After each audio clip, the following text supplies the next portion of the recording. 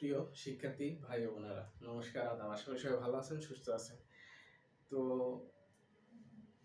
সংখ্যা পদ্ধতি আজকে আছে যে বাইনারি বিয়োগ। আজকে বাইনারি বিয়োগ করবো আমরা। বিয়োগ করার ক্ষেত্রে গত ক্লাসে আমরা সূত্রগুলো জানিয়ে দিয়েছি যে সূত্রগুলো কিভাবে হবে।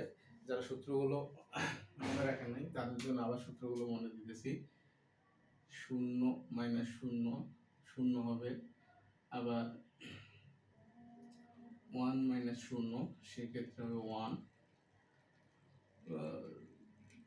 যে 1 মাইনাস 1 সেক্ষেত্রে হবে কত? 1 মাইনাস 1 সেক্ষেত্রে কত বলুন তো? সেক্ষেত্রে 0। সেক্ষেত্রে আমরা কি বলছি? 0। আর একটা আছে কি 0 মাইনাস 1, এই ক্ষেত্রে কি হবে? 1 ক্যারি 1। তো আশা করি এই সূত্রটা সবাই মুখস্থ করেছেন। তারপর আমি আরেকবার লিখে দিলাম যাতে সমস্যা না হয়। তো এখন আমরা যোগগুলো করবো। দেখেন এখানে কি 0 1, 0 উপরে থাকলে আমরা কি করি? 1, তাহলে এখানে কি দিব?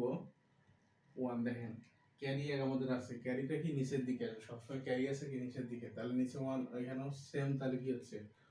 1 হচ্ছে। তাহলে হাতে থাকতেছে কত? 1। এই যে 1 আর 1 কত? 0। 0 সাথে ক্যারি যোগ করলে 1 আর 1 কত? 0। 0টা যদি আমি শেষে নেই, মানে 0টা যদি আমি নিচে নেই, সেই ক্ষেত্রে 0টা যদি আমি নিচে নেই, 0টা যদি আমি নিচে নেই সেক্ষেত্রে কি হইতেছে? 0টা যদি আমি নিচে নেই সেক্ষেত্রে কি হবে? দেখেন তো অঙ্কটা।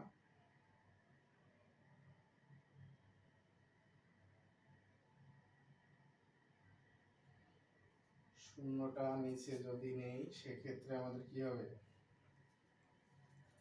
সেক্ষেত্রে হবে 1। 0টা উপরে নিলে সেক্ষেত্রে আমাদের হচ্ছে কি? 1। তাহলে হাতে কি থাকতেছে? এই যে 1 আর 0 কত হয়? 1। 0টা যদি আমরা নিচে নিই তাহলে হচ্ছে 1। তাহলে এখানে শুধু 1 যেখানে আছে, শুধু 1, শুধু 1টার ক্ষেত্রে কি নেই? শুধু 1টার ক্ষেত্রে আমরা নিতে পারি, সরি এটা দেখেন আবার জিনিসটা বুঝাই দিই। দেখেন এখানে যদি আমি 0 বা 1 নেই, এটা 1 ঠিক আছে, এটা আমাদের শুরু, এটা আমাদের 1 নিচে 1 ক্যারি হচ্ছে, যে ক্যারি আছে, ক্যারিটাও তাহলে যদি নেই 0 0 কত হয়? 0 0 ক্যারি 1 আছে, তাহলে নিচে 1, তাহলে হচ্ছে যে কি এটা আবার ক্যারি 1, ক্যারি 1 থাকলো, তাহলে এখানে কি আছে? 1 আর 1 আছে কত? এখানেও ক্যারি আছে, এখানে আমরা 1 নিলাম, তাহলে এখানে 1 আর 1 কত? 1 আর 1 কত হয়? 1 আর 1 বিয়োগ করলে হয় 0। এই 0টা সামনে আসলে অ্যান্সার। অ্যান্সার হচ্ছে এটাই। দ্বিতীয় অঙ্কটা দেখেন, উপরে 1 আছে নিচে 0 আছে, তাহলে আমাদের সূত্র কি এটা? তাহলে কি আছে? 1 হবে। আবার উপরে 0 নিচে 1, তাহলে এখানে সূত্র কি আছে? সূত্র আছে আমাদের এই যে এটা 1 ক্যারি 1 আছে, ক্যারি 1 আবার যদি আমরা এখানে বসে দুটো 1 এ কি আছে? 0। তাহলে হচ্ছে 0 1 0, তাহলে আবার উপরেও 0 নিচে হচ্ছে 1, সেক্ষেত্রেও ক্যারি 1। কিন্তু ওই 1টা যখন এখানে আসবে দুইটা 1 যোগ করলে কত হবে? 0। তাহলে এটা অ্যান্সার হচ্ছে 0 1 0 1 ডাবল 1।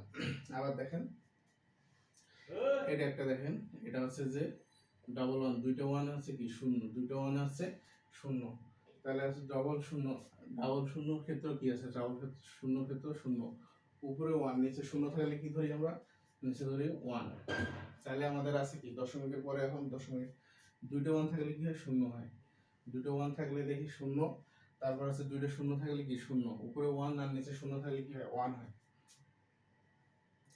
আর দুইটা 1 থাকলে হচ্ছে যে 0, আর এখানে যদি শুধু 1 আছে, এখানে কি কোনো কিছু যেহেতু আমাদের হাতে নাই সেই সত্য, সেক্ষেত্রে এটা আছে 1 হবে। কোনো কিছু যেহেতু আমাদের হাতে নাই সেক্ষেত্রে আমাদের এটা হবে 1।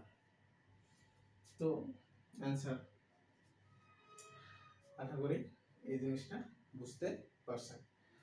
এবার দেখেন সেম, উপরে 1 আছে নিচে আছে কি? উপরে 1 আছে নিচে আছে 0, সেক্ষেত্রে আমরা কি নেব? 1 নেব। আবার দেখেন উপরে 0 নিচে 1, সেক্ষেত্রে আমাদের 1 ক্যারি আছে 1, 1 এ 1 0, ওয়ানে ওয়ানে শূন্য, ওয়ানে ওয়ানে শূন্য, ওয়ানে ওয়ানে কত হয়, ওয়ানে ওয়ানে হচ্ছে শূন্য, তাহলে হচ্ছে কি উপরে শূন্য নিচে ওয়ান, তাহলে হচ্ছে কি ওয়ান। সেম হচ্ছে যে আর সেম যোগ এটা করেন, উপরে ওয়ান নিচে শূন্য, তাহলে হচ্ছে কি ওয়ান, উপরে ওয়ান নিচে ওয়ান, সেক্ষেত্রে ওয়ান ক্যারি আছে ওয়ান আমাদের, ক্যারি ওয়ান, এই ক্যারি ওয়ান তাহলে ওয়ান ওয়ানে শূন্য, তাহলে থাকতেছে কি ওয়ান, তারপর হাতে আমাদের থাকতেছে কি ওয়ান, হাতে থাকতেছে ওয়ান, তাহলে ওয়ানটা যদি এখানে দেই তাহলে উপরে শূন্য নিচে ওয়ান, সেক্ষেত্রে কি ওয়ান, তাহলে থাকছে ক্যারি ওয়ান, ওয়ানে ওয়ানে শূন্য, তাহলে এখানেও দেখেন সেম, ওয়ানে ওয়ানে শূন্য হলে এখানেও ওয়ান থাকতেছে ক্যারি ওয়ান, তাহলে ওয়ানে ওয়ানে শূন্য, তাহলে শূন্য শূন্য ওয়ান।